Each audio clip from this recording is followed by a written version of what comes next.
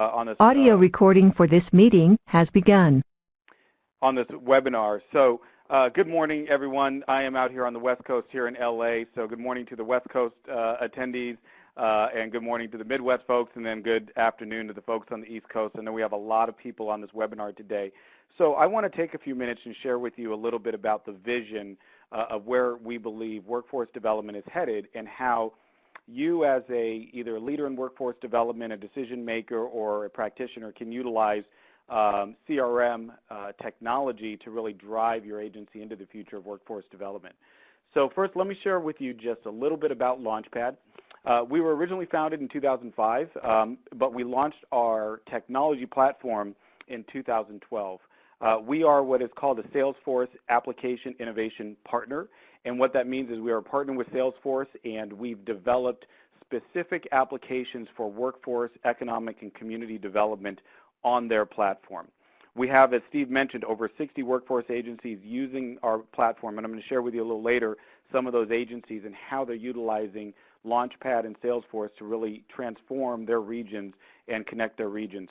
And our mission, we really see ourselves as a social enterprise, because our mission is really to help state and local workforce development organizations improve the economy, improve the lives of the people in the community through this adoption. So how can cloud, social, and mobile technology help you deliver programs more effectively so you can transform the lives in that community? Just a quick little highlight of some of the agencies and partners we've really been fortunate to work with. I'm actually out here in LA today at LA County Office of Education. They've been a great partner. We've been able to help the County of Los Angeles really deliver workforce development SNAP and TANF job training programs utilizing our platform. The City of San Francisco, a number of agencies throughout California, and then also our great friends out in Wisconsin. We love the state of Wisconsin. They've been doing some amazing things, really connecting their region and driving workforce development and innovation through their Skills Wisconsin initiative.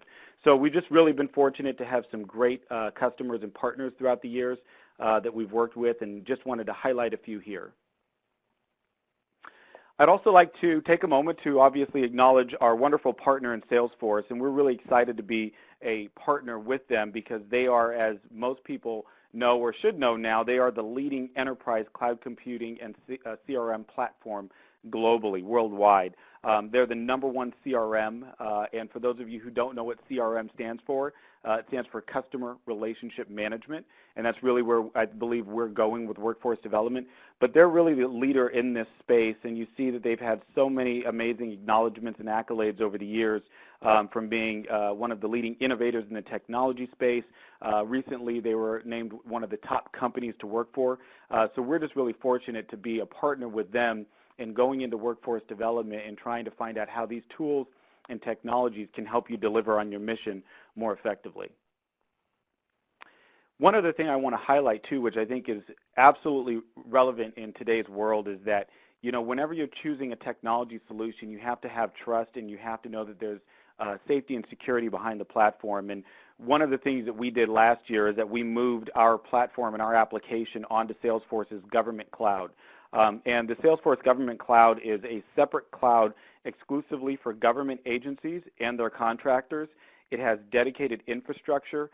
It's FedRAMP certified, and for those of you not aware of FedRAMP, it's a very important certification. Basically, it's the Federal Risk and Authorization Management Program. It's a government-wide program that provides a standardized approach to security assessment and authorization, and particularly for cloud applications. So it's very important, in today's world where you hear about systems that are getting hacked and data security, and we've heard of large workforce systems that have had these issues. Knowing that you're on a platform and you're on a cloud that is safe and secure and federally recognized through the FedRAMP certification is definitely a plus. And as I mentioned, Launchpad took the steps last year to get our application certified onto the Salesforce Government Cloud. So I'd like to kind of start here and share with you, I like to put things in perspective of market forces. What's happening in today's world that's really driving and changing workforce development? And as all of you know, we are in a period of growth, but there's also a lot of uncertainty. And I think there are really three market forces that are driving workforce development right now. Number one is the economy. 6 million open jobs out there. We're at full employment through most parts of the country. However, we still have stubborn and increasing labor demand gaps, persistent skills gaps. And I think one of the things that's also very troubling is we have increasing and persistent income gaps. So in areas, large metropolitan areas, you have a huge gap between the entry-level and mid-level workers and obviously the upper-income workers. So these are some areas that I think a lot of our clients are struggling with, is how do we get people not just into jobs, but how do we get them into higher-paying jobs? One of the other trends, which obviously if you watch the news today, you know that politics and policy definitely are impacting workforce development and education. And I think if I were to highlight one theme that I'm seeing when I watch the news and I read the newspaper articles and the blogs, is that government is going to be asking workforce development agencies to do more with less. And so what that means is that obviously there's discussion in Congress about the Department of Labor budget being reduced, and greater accountability is being required of the grantees, and increasing. I think this is one thing that I think can absolutely be positive, but definitely an increasing trend is increasing industry and private sector involvement. You're going to see with this administration that is very pro-business, that they're going to be looking to businesses and industry to take a lead on workforce development. And we're already starting to see that with large companies like IBM and even our good friends at Salesforce saying, hey, we want to create 5 million apprenticeships. These types of conversations I think are exciting, but how does workforce development adapt to that? And then finally, data-driven and customer-driven. Technology has, just over the past 10 years, absolutely transformed the way business is doing business and how people interact with business, but has workforce development caught up? So how do you measure programs faster? How do you measure outcomes? How do we break down silos within regions? We have within here in Southern California and LA County, we have 7 different workforce regions just in one county. And now the county is taking measures and actually utilizing Launchpad to connect these different agencies, where we're seeing this throughout the country. So really, when you look at this, the economy influences, policy, which is going to influence decisions that workforce development needs to make around technology. It's just all, a continuous cycle. So with these 3 market forces that are happening, I think it presents several challenges for workforce development agencies. Number one, what we see a lot throughout the country is that a lot of these agencies have only a single case management system. Oftentimes it's provided by the state agency or the funder, but oftentimes these systems have not kept up with the times, right? So they're unable to connect with each other. They're unable to deliver program innovation and drive outcomes because they have these legacy case management systems. So oftentimes either those agencies or their subcontractors reach out to us to figure out, hey, how do we find a solution to this? I think the other thing is that there's limited tools to engage business. This is one of the things that I saw coming from my background as business services and as a job developer originally in workforce development, is that really if we're going to be demand driven, we have to be business focused. And a lot of times these tools are case management driven, which is great, right? We can track, the WIO outcomes, and we can track job seekers as they're getting training, right? But really the question is how much information are we tracking on the businesses? What are we tracking on the businesses, and how are we connecting with them and sharing that information with our partners so that we're delivering effective workforce systems services to those businesses? And then the other thing is agencies are unable to coordinate. This is a huge problem. We see this throughout the country where workforce agencies are, quite frankly, stepping over each other. There's a lot of redundancy. When they're reaching out to businesses, they're obviously calling on the same businesses at the same time. Creates a lot of complexity. So we're now saying, hey, it's time to start silo busting silos. Let's start connecting the dots regionally and utilizing technology and CRM technology to do that. And then finally, data. Funders and directors and policymakers are unable to make timely informed decisions because they don't have access to data. And this is probably the number 2 or number 1 reason, we talk to workforce development agencies, is they're saying, hey, I would like to know who are all the employers throughout our region that are working with us, in this sector or in this congressional district or in this city council district, or which programs are delivering the greatest outcomes. This is the type of data that customers now, workforce agencies, are really looking for to be delivered. So I want to share with you, what we believe is the solution. We're referring to it as the Workforce Development Cloud, or the modern workforce development platform. And it really comprises of 6 core areas. And I'm going to touch on these quickly, and then I know Jeremy's going to go into the demo in more detail. But Number one is leading with business first, so business-oriented CRM. And I think the fact that we've built our application and platform on top of Salesforce, which is the global leader in CRM and has the largest market share in CRM, really gives you all an advantage in being able to capture employer information and really drill down and understand what are their needs. The second part is pairing that with job seeker CRM. And I prefer to use the term CRM or customer relationship management versus case management, particularly because a lot of times you have service providers delivering services on multiple programs. So you need to look at that job seeker from a 360-degree view of all the programs that they're touching and how they're moving through those programs. And so that's how we've designed this platform. Is it's what I call it's program agnostic. It allows you to track all of the programs, not just one specific program, and really see where that job seeker's at. The third key area is alignment. How do you connect multiple agencies? We're excited to see a lot of this happening with our customers, particularly in San Francisco, the city of San Francisco. They have 2 major agencies now on the platform and discussing ways that they can connect and share data on employers, share data on job seekers, and really start to drive outcomes. This is really going to be a key area, is connecting those regions, whether it's LA or whether it's in Milwaukee or whether it's in New York or wherever you might be. How do you connect with your partners, share that data on employers and job seekers and programs in real time to drive outcomes? The 3 other areas, I'll go quickly. Mobile, this is key. You have to be able to deliver services, whether it's your case managers or business services out there in the field. They have to be able to access data mobilely. And I think the other thing is most of your customers, the job seekers, the employers, they're not logging onto their computer, you guys. They're getting onto their iPhone. They're getting onto their Android. They're getting onto their tablet and viewing your services. You've got to be able to deliver through a mobile mechanism or a mobile platform, especially as the government agencies and funders start to look for efficiencies. How do you deliver that? Well, mobile is going to be a key way. And then real-time data, absolutely number one. You take all this stuff, you pull together the business data, the job seekers, your partners, collaborating, all of that. How do you pull all that data together and visualize it? And I think one of the biggest frustrations we hear from our partners and clients is that they can't get their data. They can't export it. They can't visualize it. They can't run their own reports. This is a big challenge. So we've completely opened it up, utilizing Salesforce's reports and dashboards tool. You can create unlimited dashboards and really take a look at that data. And then finally, it's got to be safe and secure. We talked about the Salesforce Government Cloud. This is really a key component that your data is secure. So just really quickly, I'm going to go through some of these. San Francisco, I highlighted earlier, they're a major region in Northern California that has, in fact, it was really interesting, they passed what's called the Workforce Alignment Initiative to connect 13 different agencies and really align all workforce development programs throughout the city.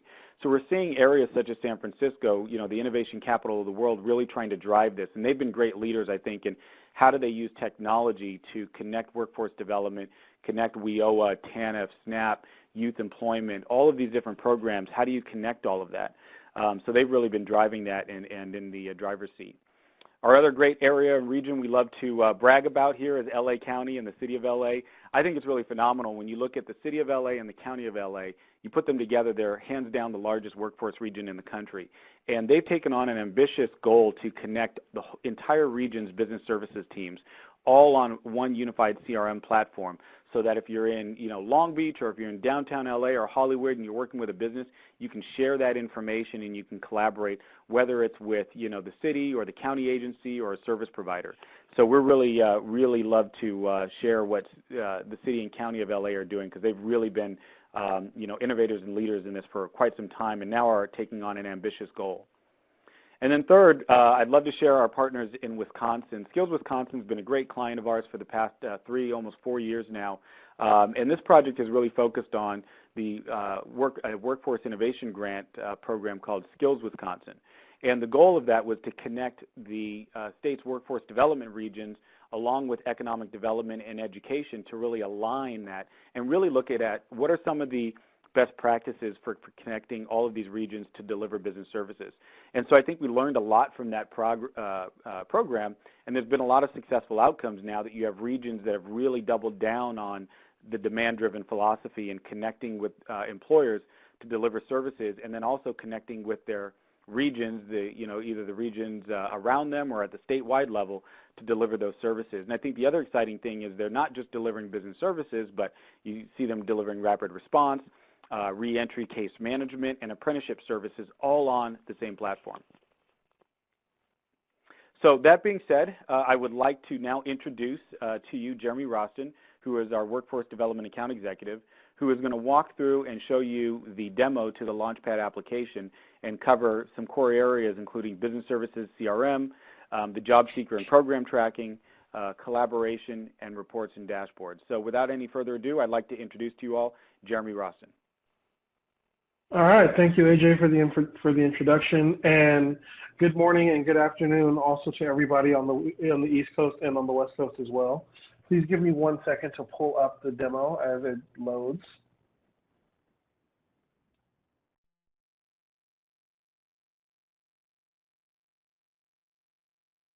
Okay, so the screen share has now loaded and pulled up the demo.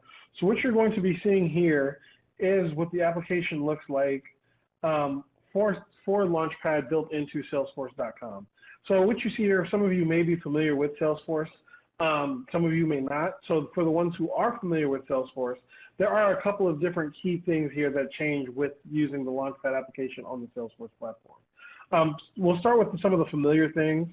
So you have here over to the side, what this is Salesforce's newest Lightning user interface, which now streamlines the look and feel of the platform across all of your devices. So Abraham earlier mentioned the ability to have access to technology through not only traditional means, but also opening up to mobile platforms as well as other types of cloud-based platforms.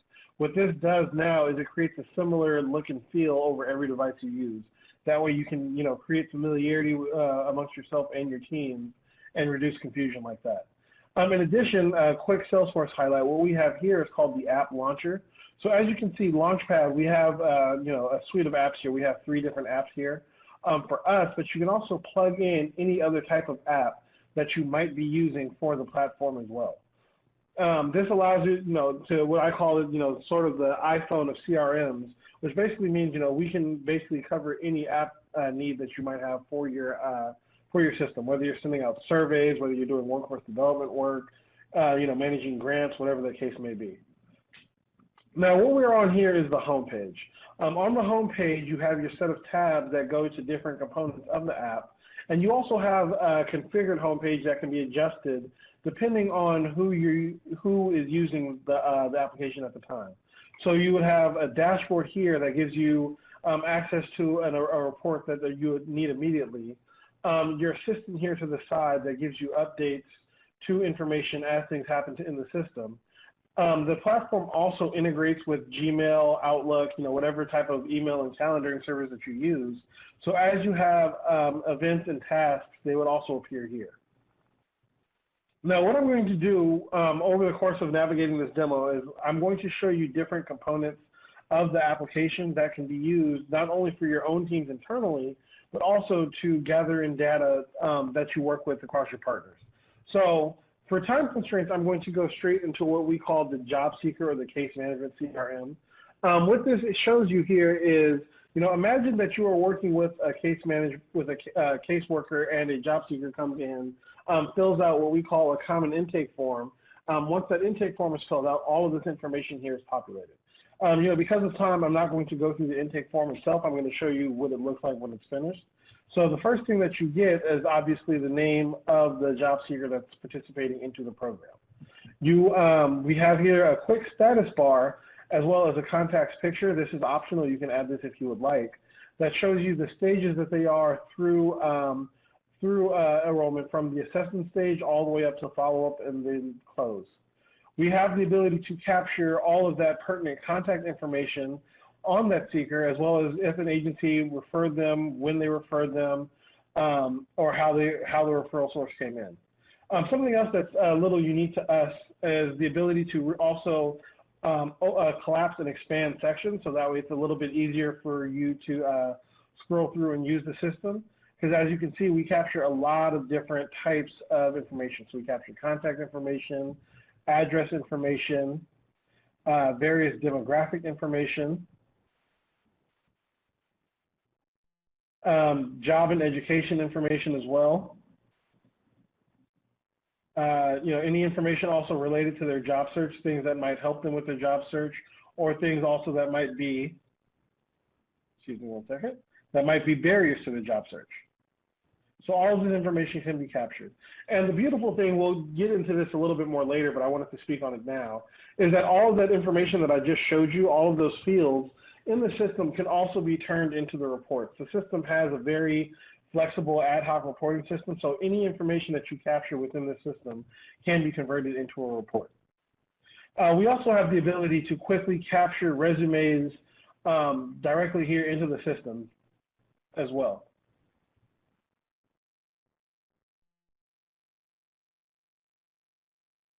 And what I'm going to now go to is what we call related lists in the system.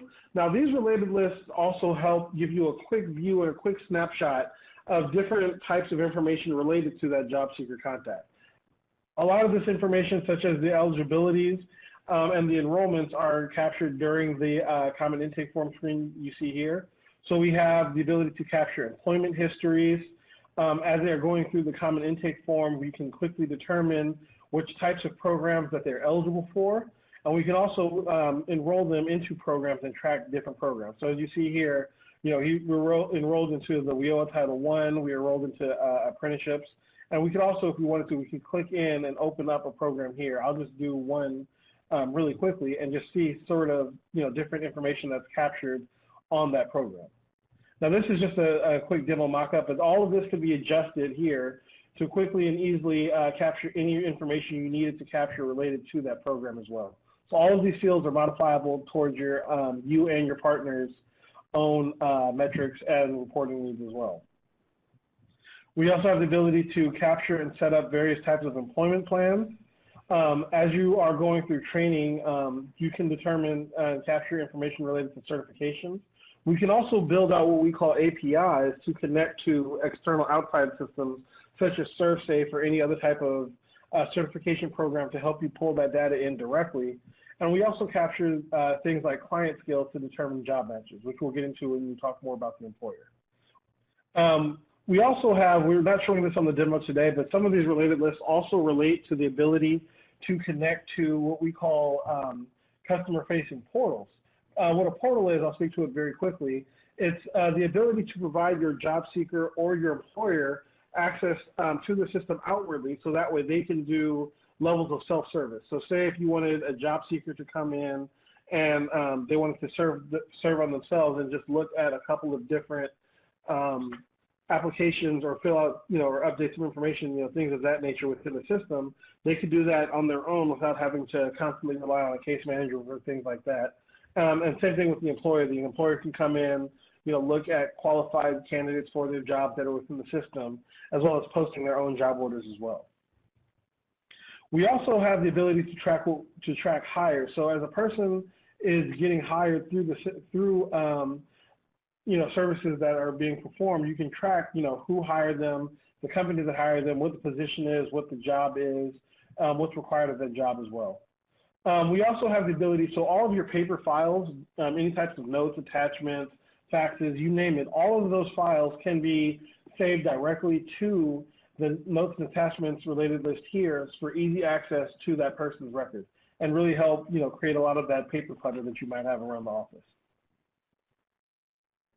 So with that, that's a quick snapshot of the job seeker CRM. What I'm going to do now is I'm going to show you the employer side. And on the employer side, it's a very similar layout and a very similar look and feel, but we also capture slightly different information. We're going to start here with the related list here on this side as well. I wanted to highlight you quickly another example of a related list that's also in the system, which is the duplicate checker. What this duplicate checker does is it works for both the job seeker and the employer, but as information is being put into the system, whether by staff, by partners, however the information comes in, the duplicate checker really helps to scan out files to determine duplicates. If there was a duplicate in the system, you would see it appear here, and then we can go and review those records and merge them if they are true duplicates to really help keep that to a minimum or to remove it at all. In addition to that, we have the ability to track employer contacts.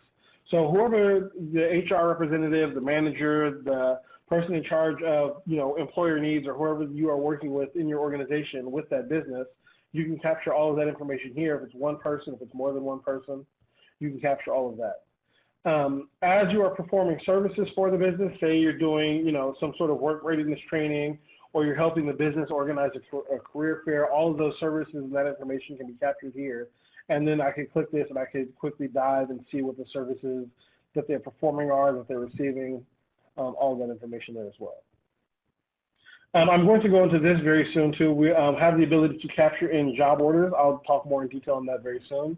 And also any types of notes and attachments, as we mentioned, and courses. Something else also that I wanted to mention here is we have the ability to also track activity related to businesses and related to job seekers as well. So what you have here is we can send emails out directly from the system. I'll start from right to left. So if I wanted to send an email out through the system, I could type this in through here, send the email out, and it will automatically log that for you. In addition, we find that with a lot of job developers and also working with partners across the region, one thing that we hear a lot, especially working with partners, is businesses get what they call employer fatigue, which basically means they get 6, 7, 8 agencies all reaching out to them, calling them for the same services, and the businesses get confused because they're not sure who to work with, and it really just at the end of the day turns them off from really working heavily with the workforce system itself. So we have the ability then to track these, the activity and the outreach that goes out to a business, so that way everyone on the team can really monitor and see, okay, we've touched this business, X amount of times this week from who, and so we don't have to worry about, constantly spamming that business with messages over and over again. And, we're still working together collaboratively to handle that business outreach.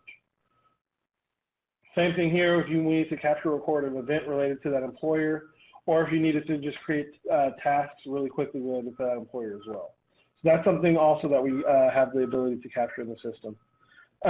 This is the pertinent details page here that I just clicked to. So if you needed to capture, any actual specific information related to that business, you can capture all of that as well. As well as what we have, we call this the employer survey. What the employer survey is again, this can be modified to meet your business's needs.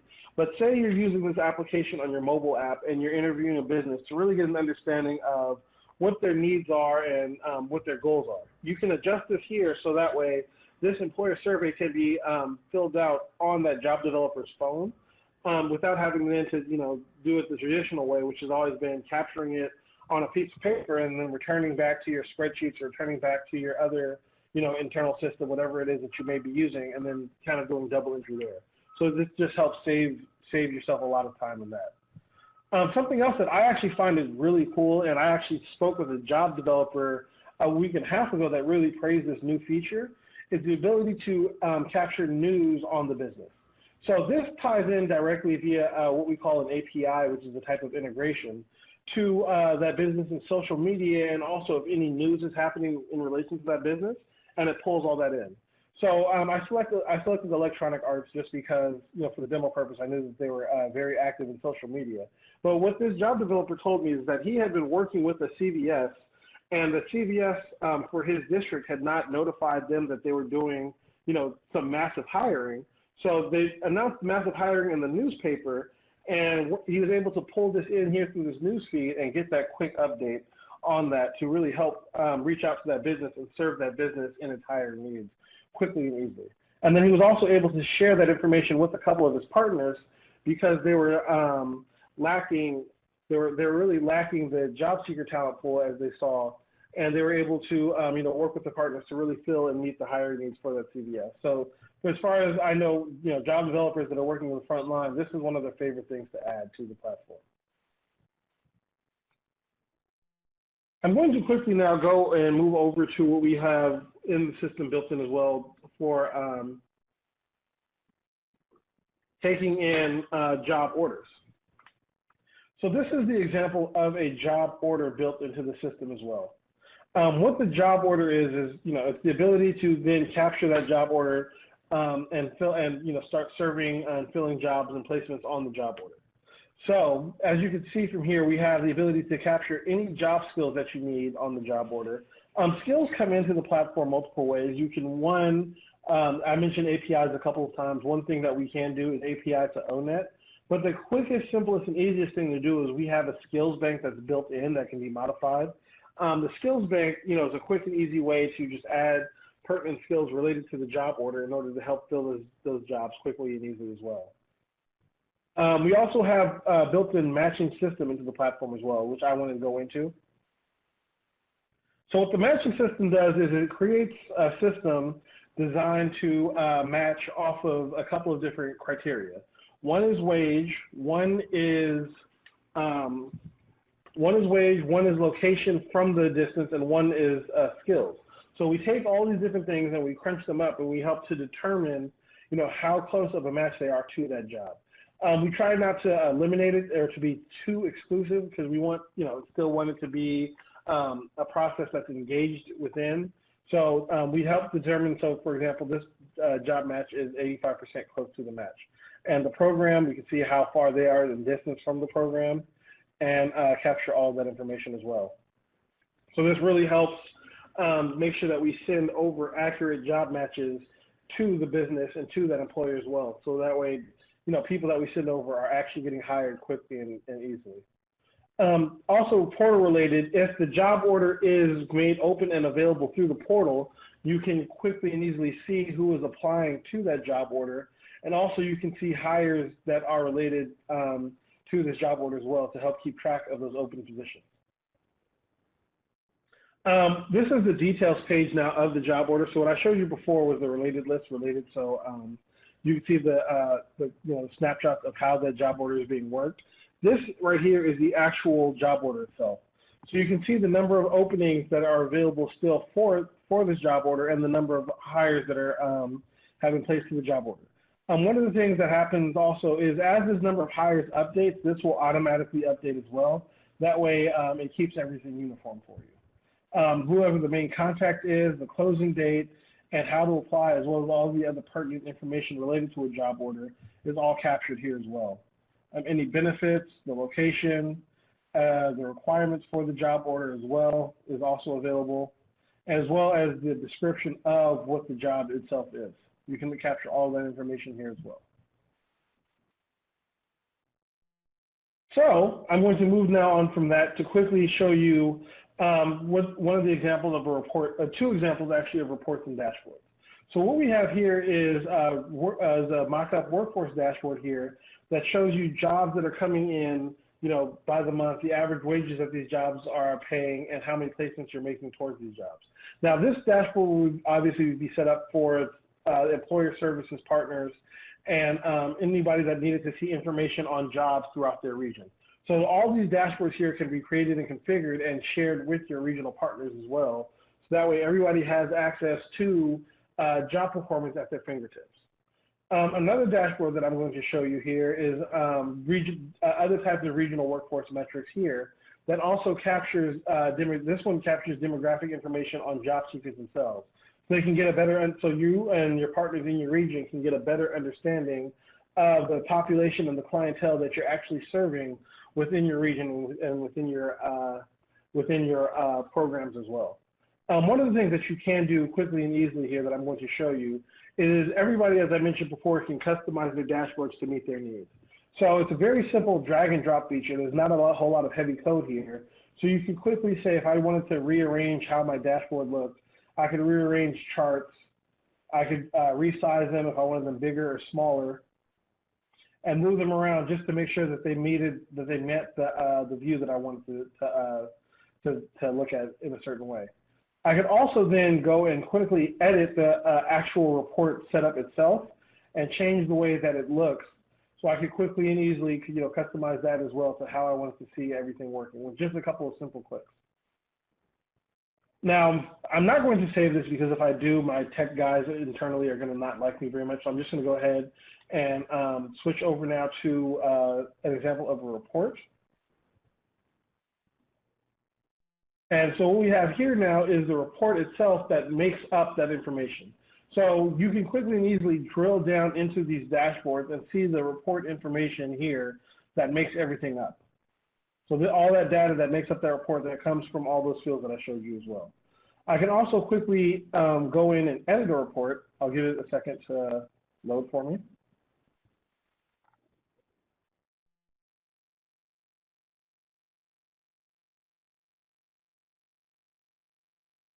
There it goes. So the reporting engine is also very easy to edit and modify as well. We have the ability to change filters on the report. So if we wanted to create a different type of filter, set a range for it, show what we wanted to filter, add new filters, whatever the case may be, we can set all of that up as well.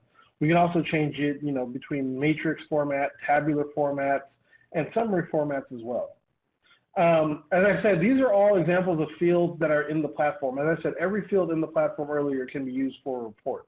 And all you have to do to add or remove fields is quite quickly and simply drag and drop. I'm not picking any field with a purpose here. I'm just randomly selecting a field. And as you see, as we drag and drop that field, it just adds that to the report. I can also drag and drop fields to remove that data as well. So the fields here are very simple to edit. And then once I was done, I would hit this run report, but because of the demo, I'm going to close it so I don't save those changes. And that's really how quickly and easy it is to edit and create reports that you have within the system.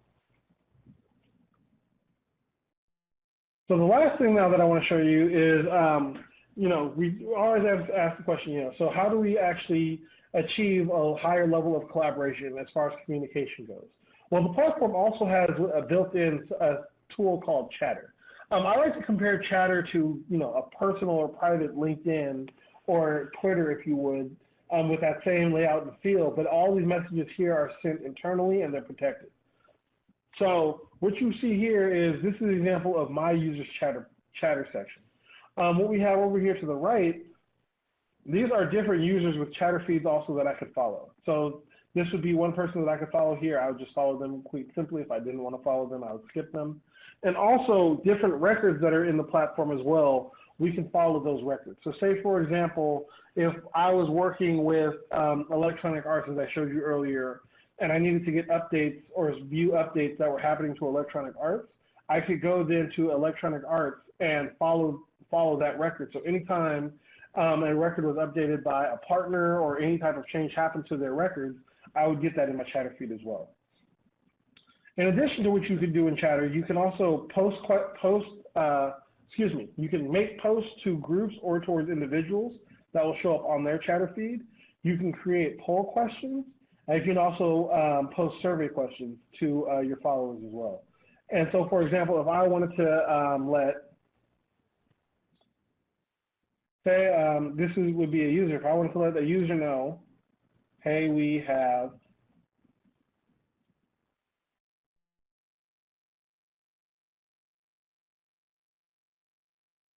sorry, I have a hard time sometimes typing and talking, so let me see. If we have 100 new jobs from Electronic Arts ranging from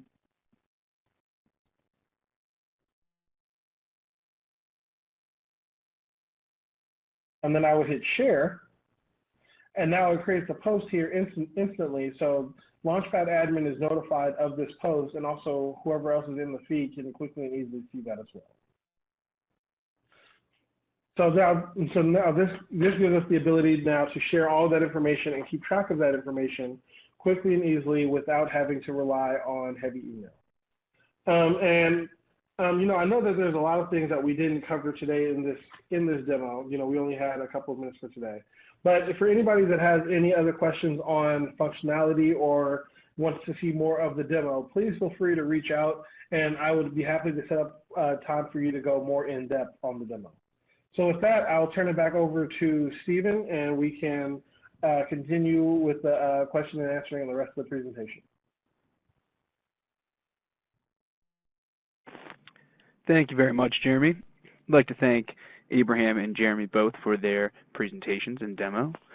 At this time, we will hold a brief Q&A session, and I see a few questions have already rolled in, so we will jump right into it.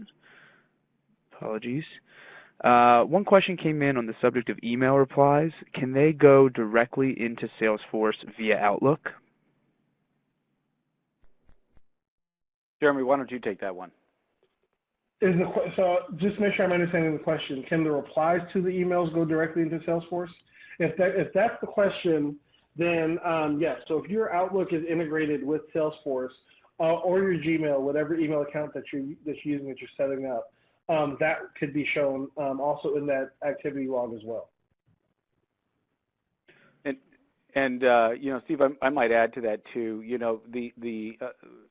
Salesforce has extremely robust integrations with email, not just Outlook and Gmail, but you can go beyond. They've even built things in as well as intelligence, and AI and machine learning into email, so that it can start to read your emails and determine, okay, this is how many times I'm contacting this employer.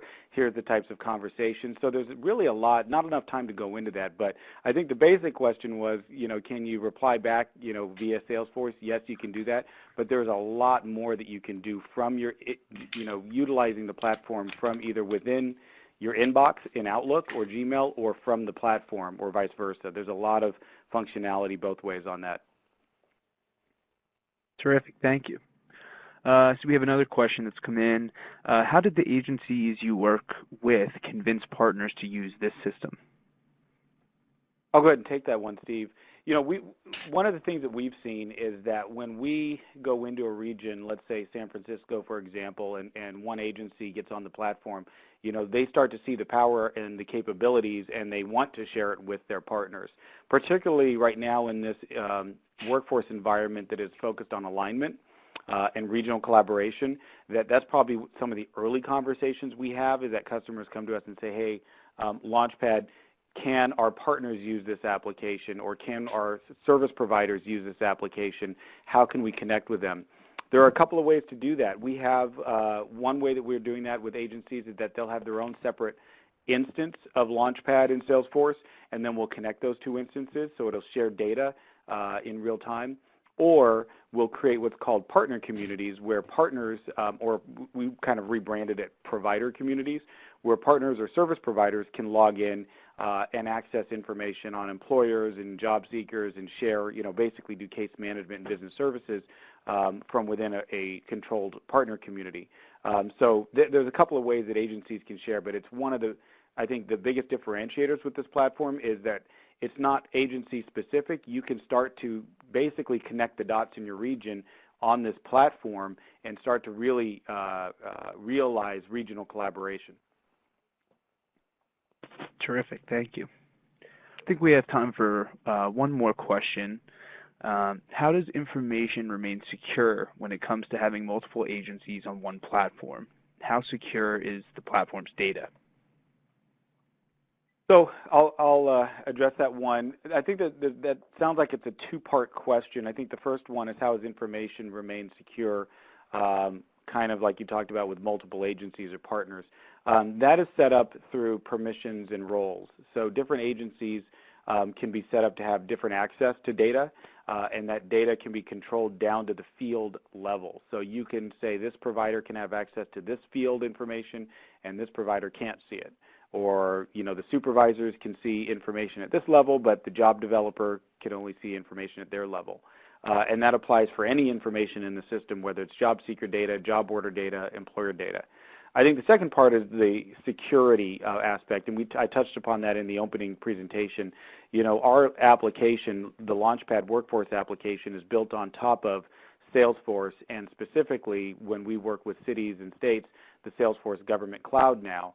And so it gives you that higher level of security and access, down to specific IP addresses. And if I try to log in to Launchpad and Salesforce from my smartphone, and it's going through a different, Wi-Fi connection, it's going to ask me to verify my security.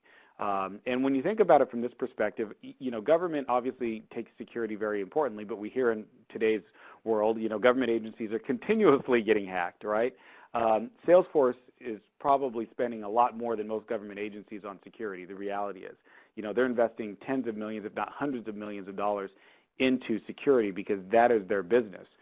So, a lot of times the conversations we have with IT departments in today's world, government agencies are continuously getting hacked, right? Salesforce is probably spending a lot more than most government agencies on security. The reality is, they're investing tens of millions, if not hundreds of millions of dollars into security because that is their business. So, a lot of times the conversations we have with IT departments is how secure. Well, Salesforce is making those investments and oftentimes has more resources to make those investments into infrastructure and security than some of the agencies that we work with. So that's where the trust and security really comes from, is that investment in security. So long-winded answer, there's a lot there, but we can obviously follow up and send you more literature on data sharing and security as well. So Steve, I don't know if there were any other questions, but thank you. Thank you, Abraham. I think that's all we have time for today. I'd like to again thank our panelists, Abraham and Jeremy, for both being with us today. I want to also thank all of our participants who joined in. We hope this webcast has been helpful for you and your organization. If you have any further questions or would like to request more information, please feel free to contact us using the information on the screen before you. This concludes today's second session. There are 2 more sessions later on today, so please join us. I want to thank you all and have a great day.